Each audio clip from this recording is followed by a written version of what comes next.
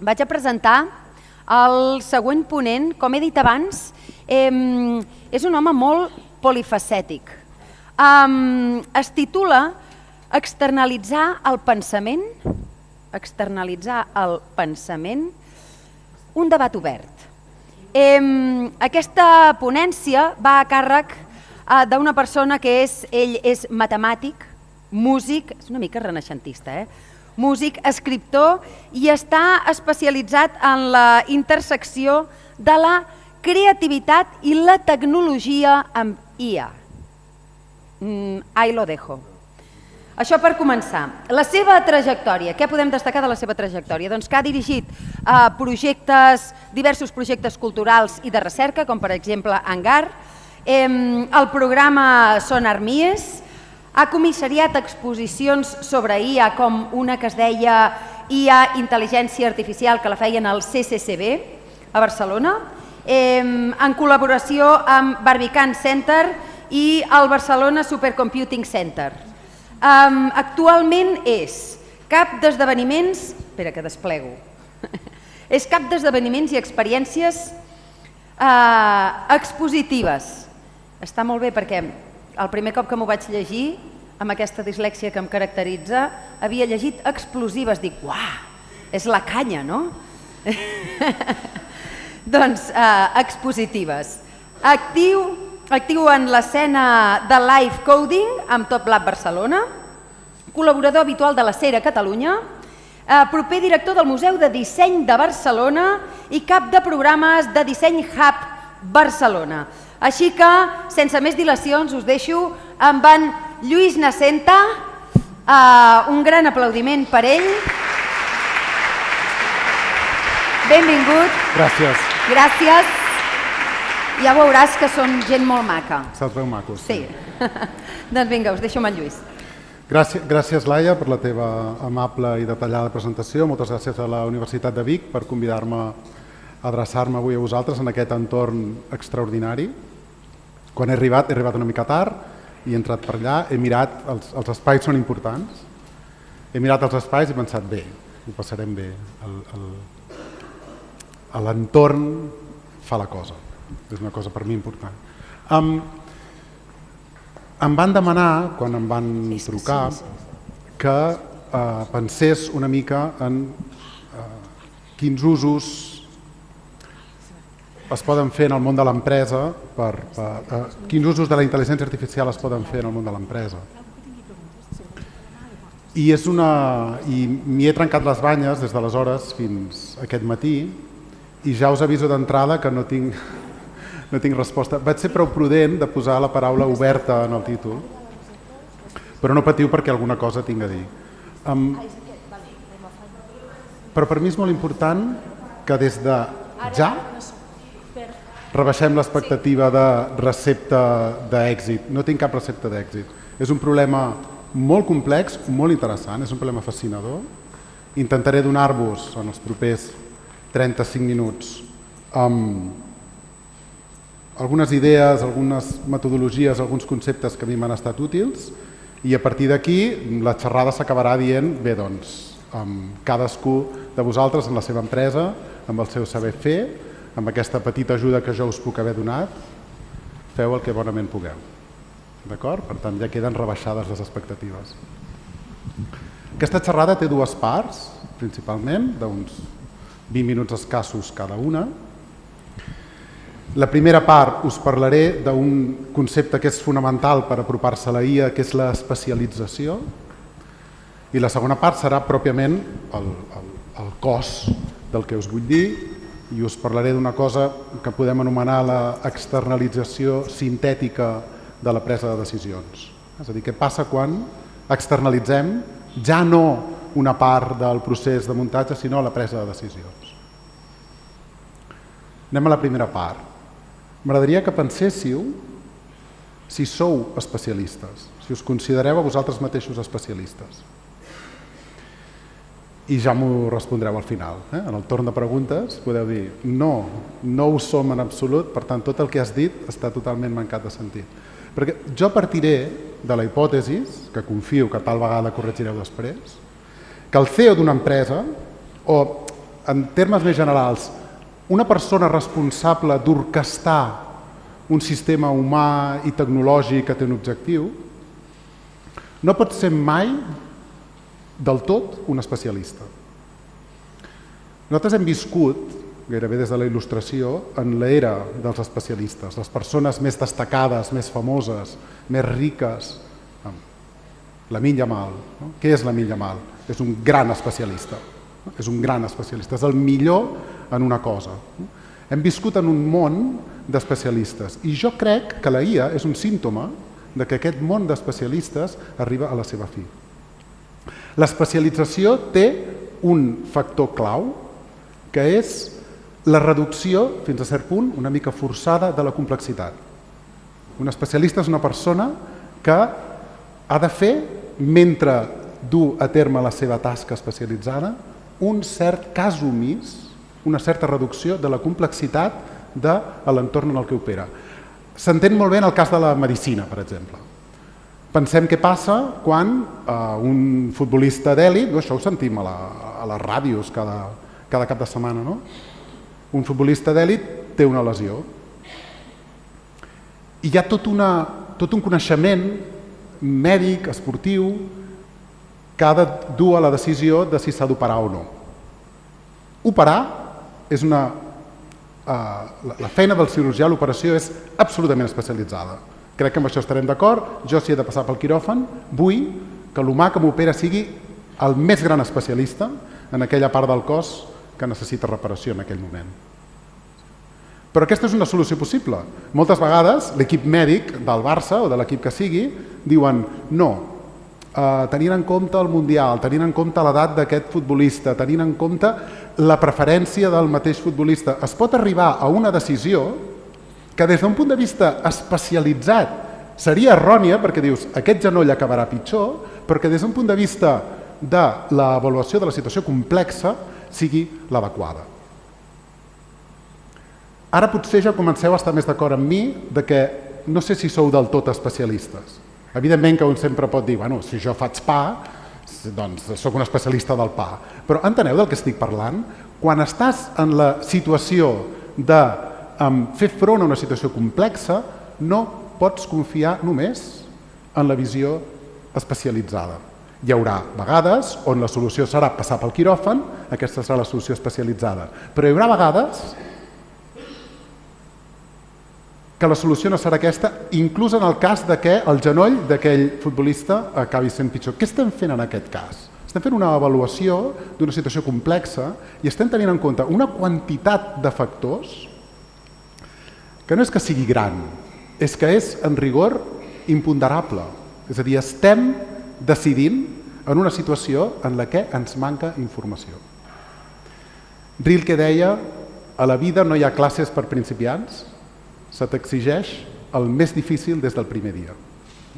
I crec que una persona que porta una empresa pot repetir-se aquesta frase cada dia. No hi ha classes per principiants. Se t'exigeix el més difícil des del primer dia. La història de la intel·ligència artificial, que és, ara sembla que es va inventar ahir, però que té ben bé 70 anys, és una història d'una eina absolutament especialitzada. És a dir, la IA com a eina especialitzada té molt d'interès. Penseu, per exemple, i ha guanyat la batalla fa molt de temps. És a dir, ha superat els humans des dels 90. Penseu en les IAs que juguen a escacs. Els escacs ja s'han acabat. Si us agraden els escacs, bueno, s'han acabat. Què fan ara els humans? Fan servir IA per entrenar, per aprendre, per contrastar, i la IA ha transformat aquest joc d'una manera, perquè el fet és que hi ha una distància insalvable entre allò que els humans fem en aquell entorn hiperespecialitzat que són els escacs i el que les màquines són capaces de fer. Però jo avui no us parlaré d'això, perquè aquesta part és menys interessant i estic segur que ja la coneixeu. Això és l'automatització de tota la vida. Si en les vostres empreses feu un ús especialitzat de la IA, magnífic, estic segur que ho feu bé, perquè hi ha una tradició des de l'era industrial o potser des del neolític, no? Hi ha una tradició de la incorporació d'eines especialitzades, sí? Que faré una màquina i aquesta màquina serà molt bona a fer amb tota capacitat analítica i amb una capacitat d'error molt inferior a de l'humà la tasca especialitzada. No tinc gaire a dir sobre això, és conegut des de la revolució industrial fins avui. El que passa és que la IA no és només una màquina especialitzada. Aquest moment estrany, aquest moment fascinant i potser aterrador que estem vivint, es pot descriure com ara tenim davant nostre una màquina generalista. Ara tenim davant nostre una màquina generalista. I això ve, la tradició d'això, i no us avorrirem tecnicismes, ve dels models matemàtics dels sistemes complexos. Us en recordeu de la famosa corba de la Covid? És una cosa, per exemple, que també es veu en la meteorologia, no? que fa la física estadística dels models de l'atmosfera. Què fas quan tu tens una pandèmia i estàs de dir a la gent no, ara la curva baixarà? Això és una tècnica matemàtica de gestió de la complexitat, que és, i ho repetiré tantes vegades com faci falta, intentar fer el que feia Rilke, és a dir, decidir en un entorn que és no molt complex, sinó més complex del que tu pots arribar a comprendre.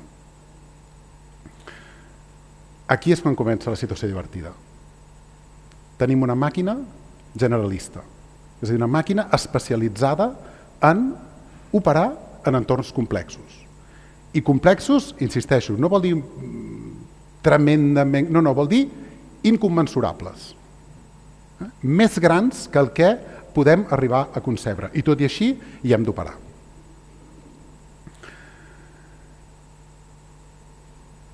El símptoma definitiu de que la IA és una màquina generalista, i m'ha agradat moltíssim sentir la teva ponència, que crec que l'he pogut sentir sencera, perquè el camp jurídic em sembla que és un camp fascinant per adreçar aquest problema. La prova definitiva que és una màquina generalista és que enraona. És que hi ha res més generalista, més comú, més propi de tots els éssers humans, independentment de suposades especialitats, que la llengua.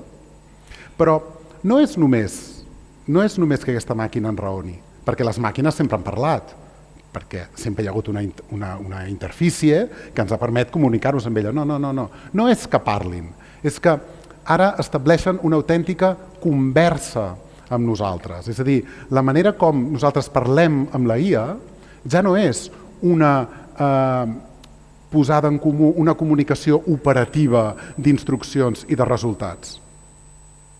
Tenim una conversa amb aquesta màquina. Podem, per favor, parar-nos un moment a pensar què significa això? Perquè això és una revolució extraordinària. Què vol dir que les màquines xerren? Què vol dir que Maite xerra? Això no és la revolució científica més espectacular que hem viscut en dècades? Potser què vol dir que jo puc parlar amb la Maite? I tinc una conversa, és a dir, que normalitzem les coses, tot va tan ràpid, és a dir, voleu fer el favor, ara em poso en mode profe, no feu el favor de res. Pensem en un moment conjuntament què vol dir que jo estic amb el ChatGPT, amb Claude. Ara fem servir Claude, si us plau, passem-nos a Claude, que són els que no fan cas a Donald Trump, sempre és una cosa que està bé de fer. Jo darrerament, Claude, impressionant. Gemini, no sé, ChatGPT, doncs parles amb Claude i realment estàs parlant amb la màquina, estàs tenint una conversa matisada. Aquestes màquines entenen el to. Com és possible que entenguin el to? Com està fet això? Qui ha programat això? Sí? Et responen, reaccionen, entenen la ironia.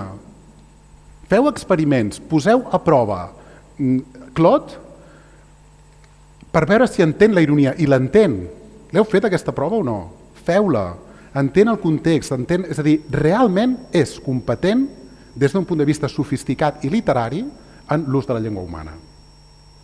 A mi aquest fet, com potser esteu notant, em va trastocar. I vaig fer el que es fa en aquests casos, que és escriure un llibre. Vaig escriure un llibre, que és lectura obligatòria després d'aquesta xerrada, que surt a examen, que es diu Càlcul de metàfores. I és només jo obsessionat molt fort sobre aquest fet. Aleshores, encara que el llegireu després, deixeu-me que us digui dues coses sobre què vol dir que aquesta màquina parli. Càlcul de metàfores és una metàfora del que fa Claude i Gemini i Mistral i tots els... i ChatGPT també. Però no és només una metàfora, és també una expressió literal. Els grans models de llenguatge, els LLMs, no? Se'n diuen en anglès, Large Language Models, grans models de llenguatge, literalment calculen les metàfores. Literalment calculen les metàfores. Heu de saber que per dintre aquests monstres són pur càlcul. Sí? El que Claude està fent quan conversa amb tu, per dins, és multiplicar matrius. Enginyers de la sala, matemàtics, físics, multiplicar matrius. Sí? És una matriu de paràmetres immensa, és pur càlcul.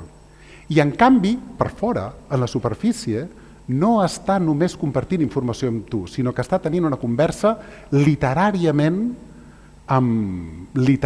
sofisticada. Està entenent les metàfores i està fent metàfores. Si ens creiem els entusiastes de la tecnologia, que curiosament són els propietaris de la tecnologia, però en fi, probablement això no vol dir res.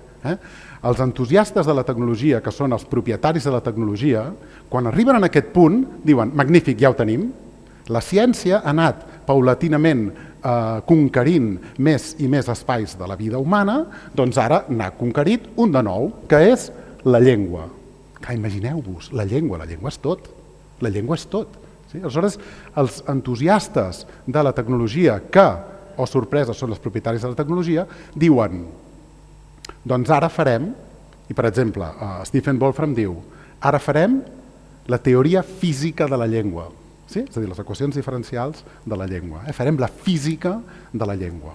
Us imagineu? Aleshores, ja no hauríem d'anar al psicòleg, ja no hauríem de discutir amb les nostres parelles sobre si els nostres fills van a judo o a esgrima.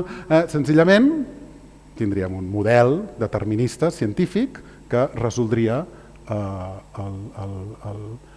dilucidaria aquesta situació conversacional.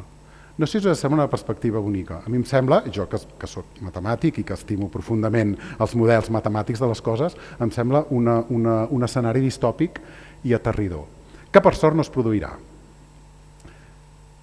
Quina és la ressaca d'aquest moviment? És a dir, la il·lustració, el que nosaltres coneixem és la ciència conquereix encara un espai nou que era verge, el de la llengua. Però quina és la ressaca?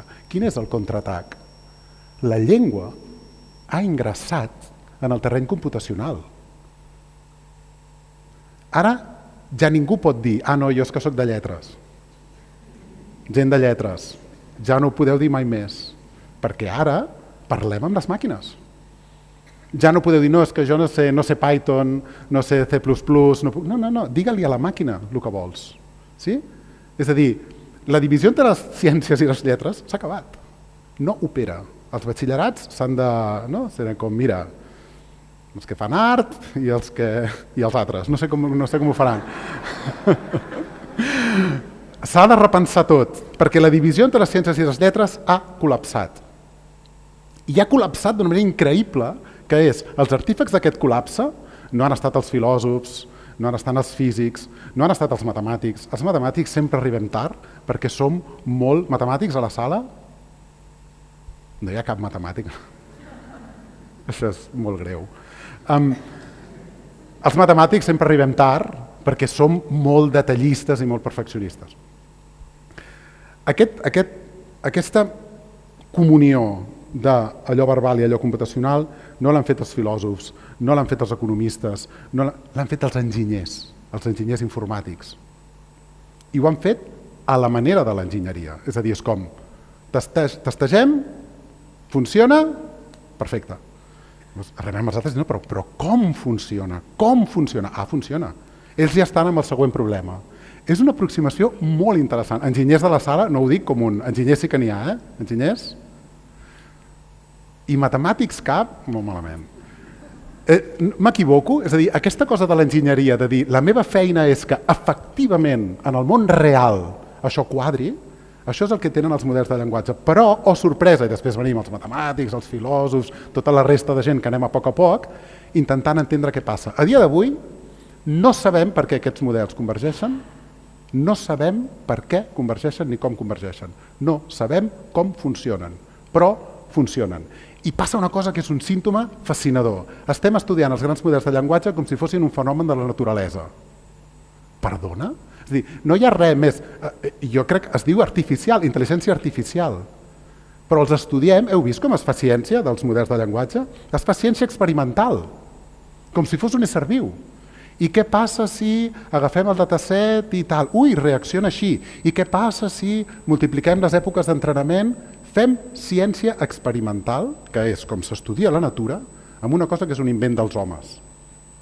Que és una transformació profunda, perquè fins ara la manera lògica seria, doncs anem a l'enginyer que ho ha construït i li dius, escolta'm, agafa el llibre d'instruccions i digue'm, no, i l'enginyer diu, no, jo l'he posat, ha convergit, funciona, next.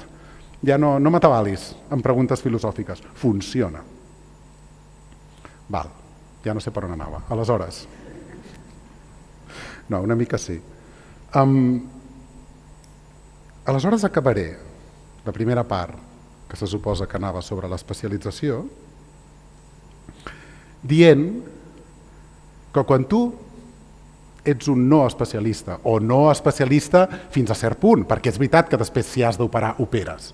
Vull dir que estic segur que sou uns grans especialistes en alguna cosa. Estic dient que no només. I has de fer front a una situació complexa. Fins ara, que crèiem que la ciència anava governant, dominant a poc tots els àmbits de la vida, dèiem, doncs farem el que es va fer a la pandèmia, es va agafar els models matemàtics, computacionals, i vinga, mates a lo bèstia i ens diran si ens hem de tapar la cara o no. El que us estic dient ara és que el model computacional i el model verbal han empatat. No és veritat que el model computacional tingui més capacitat de respondre a les situacions complexes que el model verbal.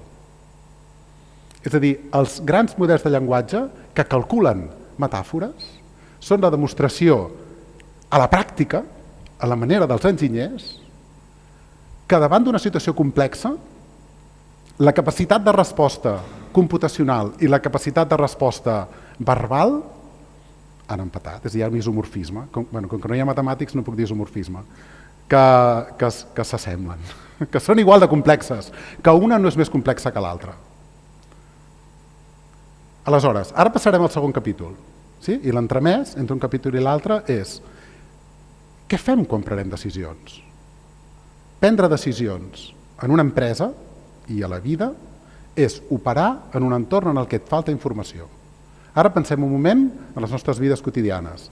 Cada dia, o potser cada dia no, però cada any, tota l'estona estem fent el que feia Rilke, operar en un entorn en el que no estem preparats per fer-ho. M'he de separar de la meva parella? Hem de tenir un fill? He de canviar de feina? He d'acceptar el lloc que m'ofereix el meu cap, que suposa més diners però més marrons? Totes aquestes decisions les prenem sense coneixement de causa. Sigueu honestos, per favor. És a dir, si ara algú de nosaltres... El meu llibre, que ja sé que el llegireu, però és igual, el meu llibre comença amb aquesta escena. Comença amb una situació en la que dic què passaria si ara jo em comprometés a mi mateix amb no cometre cap error mai més? És a dir, a partir d'ara, quan em truqui a la Universitat de Vic i em digui, ei, vens a fer una xerrada, diré, un moment.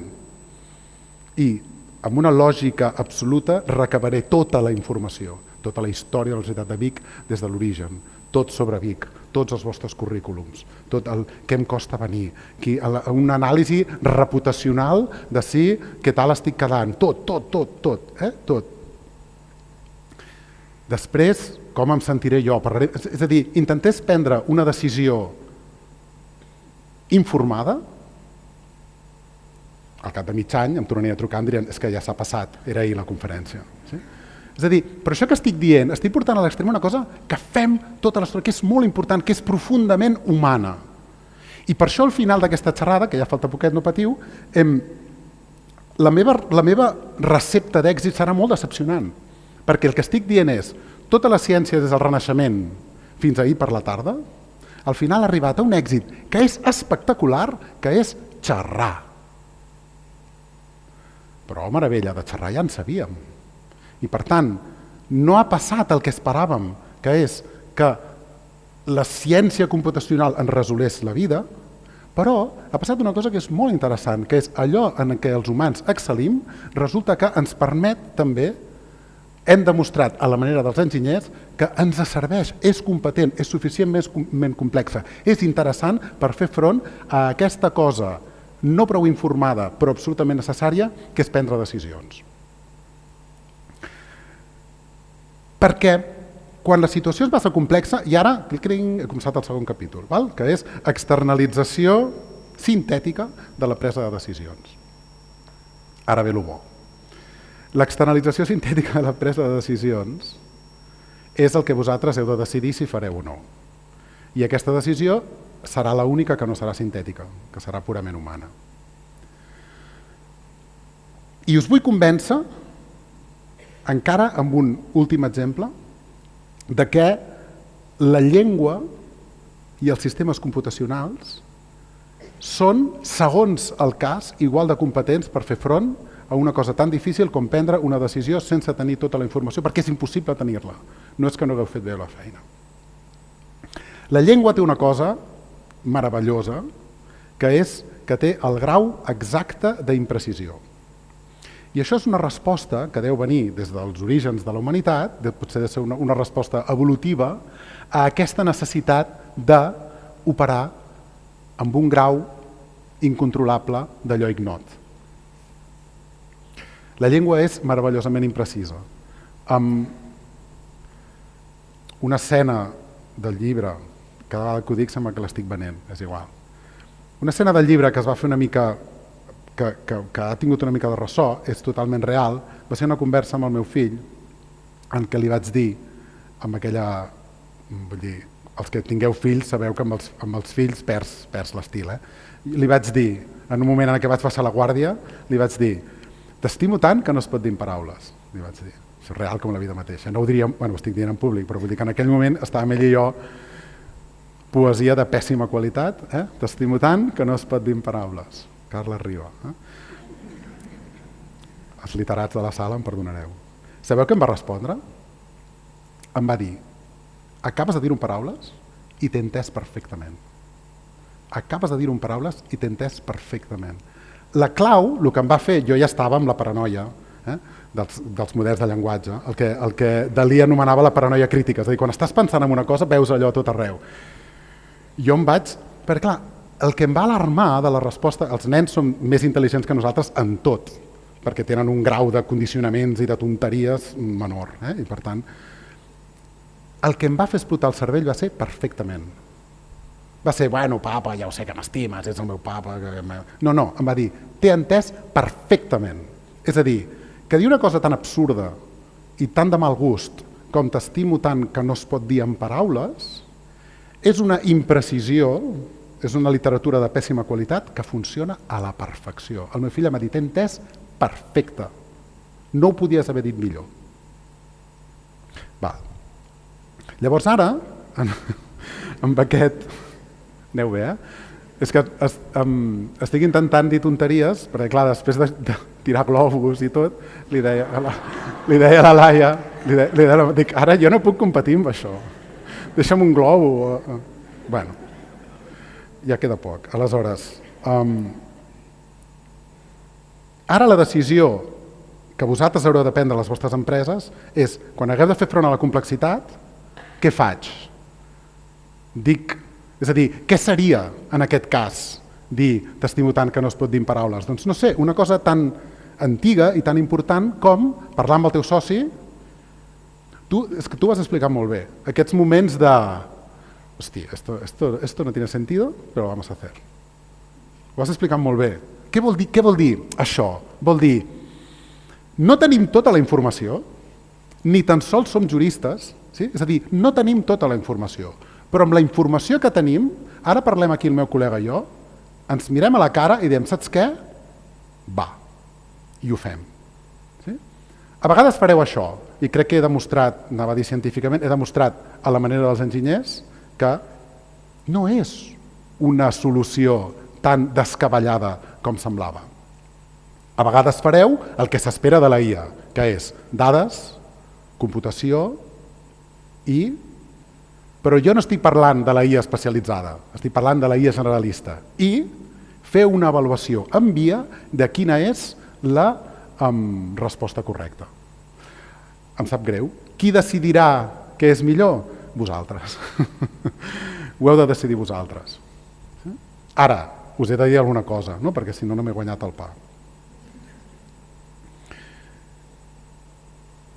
Hi ha una cosa no externalitzable que és la responsabilitat, i crec que amb això ens entendrem. Tant legalment com filosòficament, la responsabilitat només pot ser dels éssers humans. Per favor, això tingueu sempre clar. Perquè, i no estic fent un avís perquè sí, no és retòrica. Tenim una tendència que ve, ho diré tantes vegades com calgui, del Renaixement i de l'era moderna, a confiar en la tecnologia. No confieu en la tecnologia, si us plau. No confieu en la tecnologia. Feu-la servir. I per què vol dir no confiar en la tecnologia?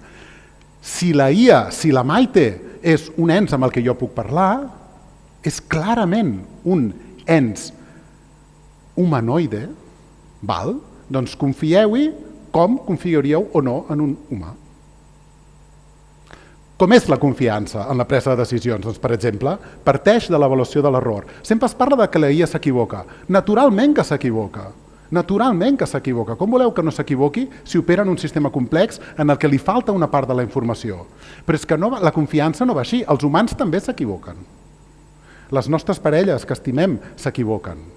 Nosaltres també ens equivoquem a vegades i la nostra parella ens aguanta. És a dir, no es tracta de que les màquines siguin perfectes. Ara ja sabem que no són perfectes perquè fan allò més imperfecte i més imprecís que és xerrar. El que hem d'avaluar és la confiança amb la màquina i, per ser una mica situats, és quan greu és un error en cas d'error. Perquè la responsabilitat serà vostra. Feu-vos aquesta pregunta. Un error tindrà unes conseqüències molt... Per exemple, no sé, jo he fet servir IA, per exemple, per no haver de mirar bibliografia.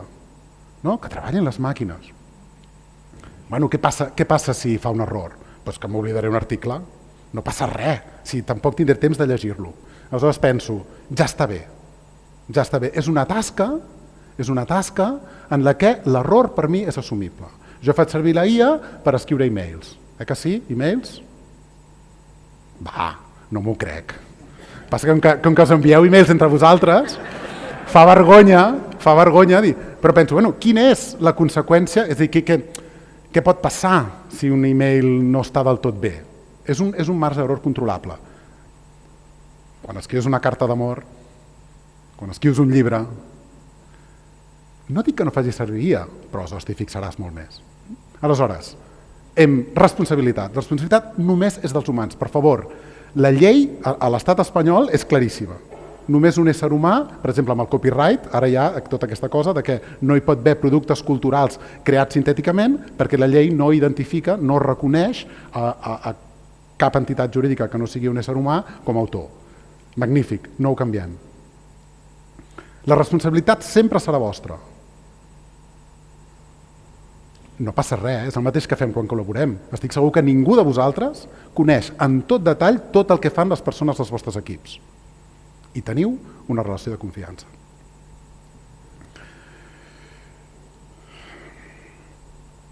Per controlar per saber si has de confiar o no, hi ha una tècnica matemàtica que ve de la cibernètica, que és la retroalimentació. Això que fan, si ara m'apropo en algun altaveu, potser faré que el micro es retroalimenti. O el que popularment conegut com a assaig-error. Quan tingueu por, perquè la IA de cop fa por, i estigueu avaluant si hi heu de confiar o no, establiu un feedback loop amb la IA que us permeti redreçar el camí, és a dir, feu assaig-error. El feedback loop és un sistema en el que l'output es connecta amb l'input i torna a començar el procés. La gràcia del feedback loop és que vosaltres heu de ser-hi. La interfície, això és una mica d'informàtica, però és igual, La interfície és qualsevol punt de tall en el feedback loop. I és molt interessant adonar-se que nosaltres com a humans, estem en el feedback loop. Potser llegim la pantalla, avaluem els resultats, canviem un paràmetre i tornem a repetir el procés. Aquesta és la meva tècnica per decidir si puc confiar o no en la IA. No necessito llegir el codi. Ja sabem que ara codi ja no vol dir res. El codi està en català, li hem dit a la màquina, fes això. Però quan estigueu avaluant si heu de confiar o no en aquella IA no especialitzada sinó generalista, feu la tècnica del feedback loop i penseu en quin punt del tall esteu vosaltres i què està passant, què torna, fins a quin punt és previsible el que torna. I si el que torna no és previsible, que està bé, perquè per això se suposa que és una màquina intel·ligent, si el que torna no és previsible, però és interessant, és ric o és profundament estúpid i distòpic? Feu-vos aquesta pregunta. L'altre paràmetre, i aquest ja serà l'últim, l'altre paràmetre fonamental, molt difícil d'avaluar, és l'eficiència. Tendim a pensar que les màquines fan els processos més eficients. Doncs no anem tan ràpid, Primer, perquè aquesta màquina, i això es diu menys, però és absolutament important de repetir-ho una vegada i una altra, aquesta màquina, que és la IA, és extremadament ineficient. És molt interessant perquè és la màquina més fascinadora que hem fet els humans, però en molts aspectes no és una màquina gaire sofisticada. Quan jo estava a la facultat de matemàtiques, resoldre un problema per les tècniques que utilitza la IA era resoldre un problema per la força bruta. Nosaltres en dèiem força bruta. Sí? És a dir, és com si tu em diguessis en aquesta platja hi ha he perdut un anell. En aquesta platja hi ha un anell. Què fa la IA? Mira tots els grans de sorra i el troba. Això és una solució força bruta. Per això la IA és tan costosa, és tan cara. Quan parlem d'entrenaments, els famosos entrenaments són milions d'euros, litres i litres i litres d'aigua. Una quantitat d'energia tan descomunal que aquests entusiastes de la tecnologia que, oh sorpresa, són els propietaris de la tecnologia, estan invertint en centrals nuclears. Sí? No sé si tot això us sona molt punter i perquè a mi em sona bastant a revolució industrial. És a dir, més llenya a la màquina. És una màquina terriblement ineficient. Estic segur que vosaltres, en la vostra manera d'operar, ja teniu incorporada absolutament la qüestió de la sostenibilitat, el vector de la sostenibilitat, a nivell local, a nivell de territori i a nivell global. Doncs ja està, no estic dient res estrany, estic dient, tinguem present que aquesta màquina és tremendament insostenible. I per tant pensem quan l'utilitzem, per què l'utilitzem i si és realment necessària. Jo me'n recordo sempre perquè em va marcar quan vaig tenir l'ocasió un dia de mantenir una entrevista amb el Cristòfol Colom, evidentment no el colonitzador d'Amèrica, sabeu qui és, no? Sinó el de la Fageda, i em va dir, és una història que vaig poder conversar amb ell a través del Jaume Nadal, vam fer una trobada i ell ens subratllava el compromís que ell té de dir no, jo em comprometo a que totes les persones amb algun tipus de deficiència intel·lectual, diversitat cognitiva de la Garrotxa tindran feina en aquesta cooperativa. I dic, i què fas si ho tens tot ple? Molt fàcil. Agafo una màquina, me la venc i la canvio per 14 persones. Quan fa això, està progressant o està anant enrere? M'ho responc jo. És evident que està progressant. És a dir, no és cert que el progrés tecnològic és igual al progrés social, econòmic, polític i de les persones. No és veritat. A vegades sí, a vegades no. I quan fa això, està fent un gest a favor de l'eficiència, perquè l'altre dia parlàvem amb el Javier Argüello, que és un gran escriptor, que hauríeu de llegir, després de llegir el meu llibre, heu de llegir els seus, el meu primer. El Javier Argüello em deia, una empresa, és mentida que les empreses només han de buscar el guany econòmic. És mentida. Cap empresari de veritat et dirà que el seu únic objectiu és tenir un guany econòmic. Una empresa ha de tenir un guany econòmic, perquè si no seria una altra cosa, però una empresa té un propòsit. Una empresa ha de tenir un propòsit, una manera de fer, un objectiu, alguna cosa que faci que les persones que estan allà, a part de guanyar-se el sou, estiguin volcant la intel·ligència i allò els hi doni alguna mena de sentit de direcció.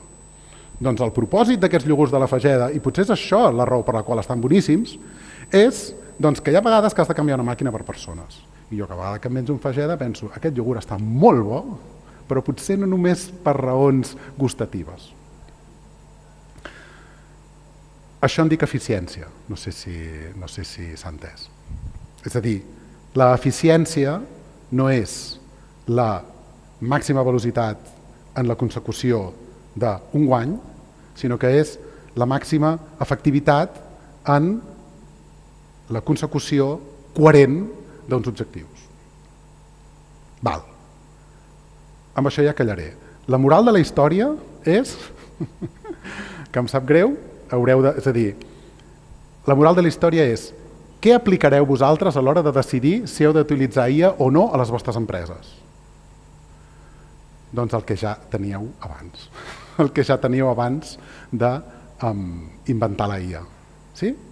Avaluàveu la situació amb el vostre coneixement, amb dades, amb informació, parlant amb col·legues, amb competidors, amb les vostres parelles, amb els vostres fills, i preníeu una decisió.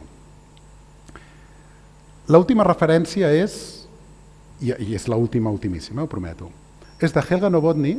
Va escriure un llibre importantíssim que es diu en anglès In AI We Trust, que evidentment és In God We Trust, que es va traduir per la fe en la intel·ligència artificial. Llegiu-lo. Heu de llegir el meu llibre, després el del Javier Argüello i després el de la Helga Novotny. I ell alerta del perill gravíssim de tenir fe en la intel·ligència artificial, de confiar-hi. I el llibre acaba amb una reflexió molt bonica. Ella diu, i jo la faig meva com a conclusió de la xerrada, la Helga Novotny diu, em sap molt de greu, segueix sent igual de complicat. Em sap molt de greu. Els humans seguim sent responsables del futur. Em sap molt de greu. Sé que llegíeu el meu llibre pensant, ara ja està, només m'he de comprar una màquina molt xula, i em sap molt de greu, seguiu sent responsables. Doncs això és la mateixa conclusió a la que jo us convido avui. Moltes gràcies.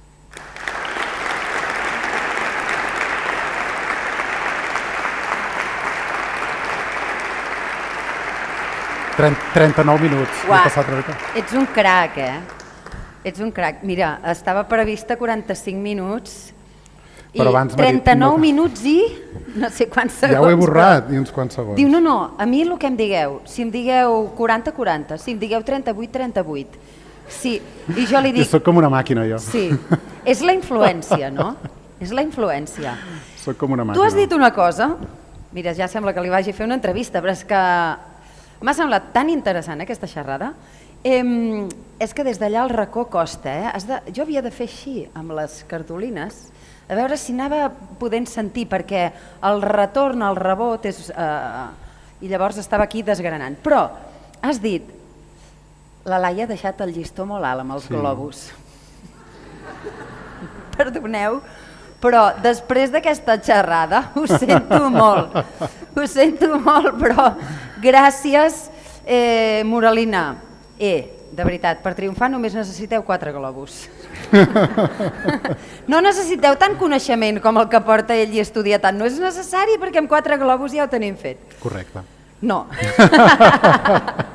No, de veritat, m'ha encantat i ara sí, jo tindria moltes preguntes per fer, però com que no sóc a la vostra banda, no les faré. Simplement conduiré les preguntes que vulgueu fer des d'aquí, des del públic. Aleshores demanaré aquí a l'equip tècnic a veure si podeu pujar un palet, gràcies, la llum. Allà tenim una noia amb el micro, no sé el nom, com et dius? La Caral. Tenim la Caral amb el micro perquè jo us diria, no donaria per fer tantes i tantes preguntes, però autocensureu-vos. És a dir, aquella pregunta que considereu que, bueno, sí, està bé, però el que tingui la pregunta que digui aquesta s'ha de fer, perquè no la necessito jo, aquesta resposta, la necessitem tots i totes, feu-la, per favor. Però acotarem, perquè si no, igual dinem a les 4 de la tarda. Potser no hi ha cap pregunta, i estàs aquí... Vols dir? I estic aquí generant expectativa. Si no te la faré jo, perquè jo sí que en tinc, Ah, vale. Jo sí que en tinc. A veure, aquí aixequeu les mans. Vinga, va.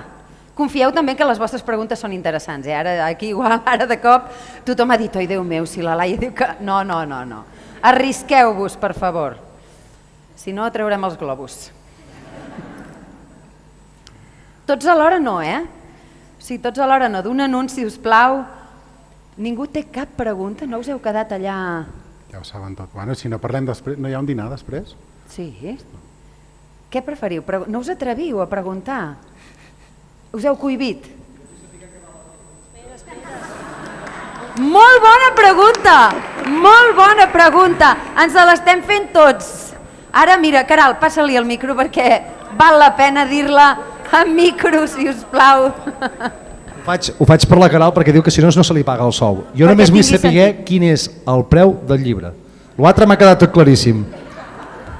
Saps que no ho sé perquè no me l'he comprat, però és baratet. Però has portat mostres, poder? Has portat mostres? Tampoc. No? Vale. L'editor no, és baratet, és un paperback baratet. Els llibres... Ara fora conyes. Ara sembla que fes la broma, però no és veritat, ja per saber què és el que val i on te'l podem anar a buscar. Editorial La Magrana, càlcul de metàfores. Vols que et miri? Deuen ser un 15 o 17 euros, baratet. És una bona inversió. És que no ho sé. Molt bé. No, crec que li interessa a tothom la resposta a aquesta pregunta. Molt bé. Gràcies per la pregunta. Alguna altra qüestió? Hola, Lluís, aquí. Hola. Mira, una qüestió, ¿vale? La tecnologia ja la tenim aquí, no? Vull dir, però ara sembla que el problema que ens enfrontem els mortals és amb l'adopció d'aquesta tecnologia. Ens pots donar algun consell de com gestionar la resistència aquesta al canvi? Ja, això, sí. Jo quan faig aquesta mena de coses sempre pateixo molt de que sembli que tinc una posició conservadora, saps? De dir no. I jo em dedico a això, i m'hi dedico perquè m'encanta. Jo crec que la manera bona és intentar aprendre de les revolucions tecnològiques anteriors. Perquè sempre sembla que tot és nou i... No. Imaginem-nos la impremta en el seu moment. Devia ser l'hòstia. I com devien ser les posicions conservadores? Conservadores en el sentit de no em vull sentir parlar. Absolutament no. Que són comprensibles els dibuixants.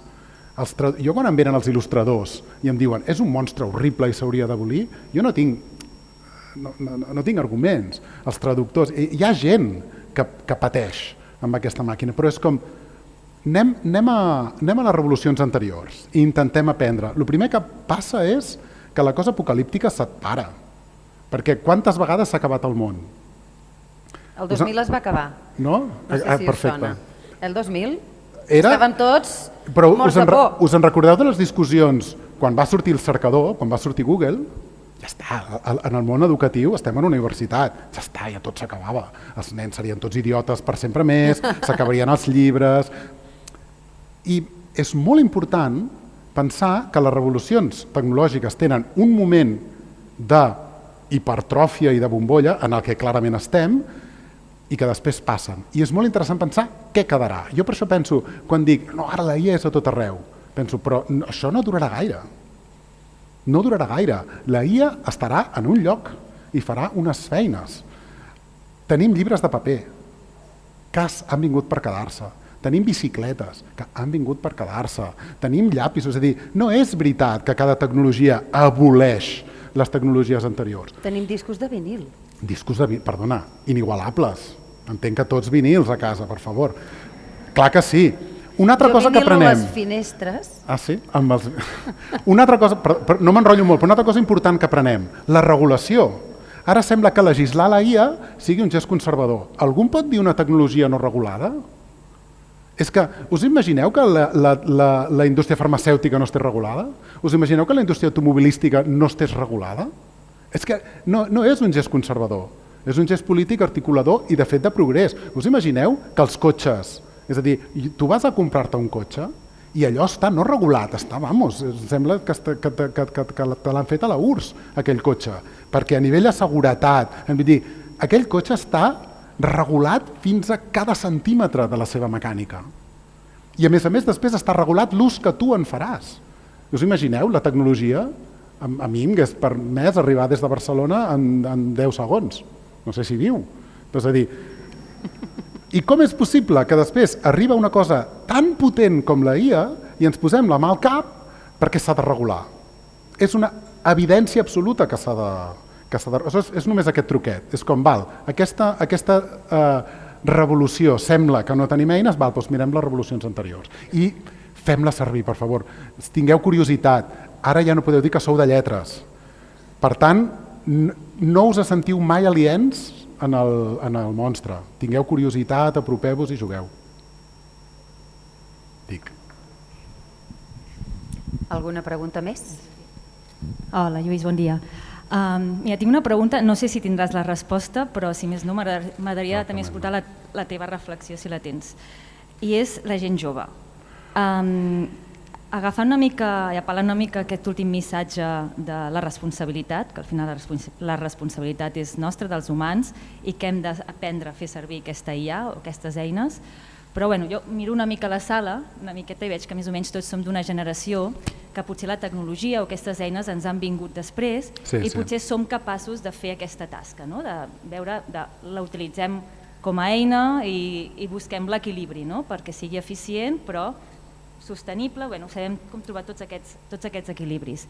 Però, per exemple, jo que faig de professora a temps parcial a la universitat i estic veient la gent jove i cada any estic veient un canvi i que està passant molt ràpid, clar, són gent que és una generació que ja ha crescut amb una pantalla davant, amb un mòbil a la mà, amb aquestes eines, i que estic veient que no saben aquesta tasca o buscar aquest equilibri, doncs els hi costa més, no? Vull dir, estic veient com a vegades estem buscant tots, jo crec que els que treballem amb gent jove estem buscant alternatives perquè trobin aquest sentit més o la capacitat d'analitzar o de tenir pensament crític, però veiem que els hi costa, que a vegades estan fent treballs i simplement, inclús a vegades, ni el rellegeixen ni el contrasten, fan un copiar-pegar directe i com ho fem amb la gent jove perquè entenguin i integrin aquesta responsabilitat a la que tu apel·laves.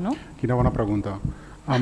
Jo crec que nosaltres, els que més o menys, potser aquí hi ha gent que ja no, però més o menys els que estem aquí tenim una responsabilitat històrica, ho dic així, perquè som una generació que ens hem format en la galàxia Gutenberg i després encara operem uns quants anys en la galàxia digital. Jo vaig estudiar la carrera amb llibres. Anava a la biblioteca a buscar el llibre d'àlgebra i me l'havia de llegir. És a dir, que soc un dinosaure. I aleshores tenim... Però vull dir, ens en sortim en el món digital. No som analfabets digitals. Aleshores tenim una tasca importantíssima que després ja no la podrà fer ningú, perquè ja no tindran un peu a la galàxia Gutenberg. I jo crec que els joves ara tenen un perill tremendo de caure en els usos més addictius de les eines digitals. I crec que la feina nostra és ser sofisticats en aquesta... És a dir, tampoc caure en la posició conservadora de lo digital és dolent, perquè això no és veritat. Són dolents certes eines digitals en mans d'unes corporacions, que són 4, que tenen un poder extraordinari i que volen que tots siguem addictes al seu producte. Però és que això és una cosa molt limitada, és a dir, és el mòbil amb unes xarxes socials molt determinades. És que ni tan sols és veritat que els xavals no han de tenir mòbil. Els xavals no han de tenir Instagram, no han de tenir TikTok i no han de tenir ChatGPT, perquè el fan servir de terapeuta, i això és gravíssim, és perillosíssim. Imagineu-vos una persona que s'està formant, que té un problema personal, que troba que li agraden les persones del seu mateix sexe, o troba que s'està deprimint, troba que no troba les energies per anar a estudiar i llevar-se cada dia. I no li diu a sa mare, no li diu al seu amic, no li diu a una màquina. I la màquina, com tu has dit molt bé abans, és sempre... No ho has dit tu, amb l'entrevista amb tu, sempre és complaent, sempre té resposta. És a dir, és un pou sense fons. Aquesta persona s'aïlla. Però no és veritat que el món digital sigui dolent. Són uns productes molt concrets d'ús massiu que ens els regalen suposadament gratis i que generen una addicció. Si ara diguéssim, tots els xavals, des de primer d'ESO fins a segon de batxillerat, són alcohòlics.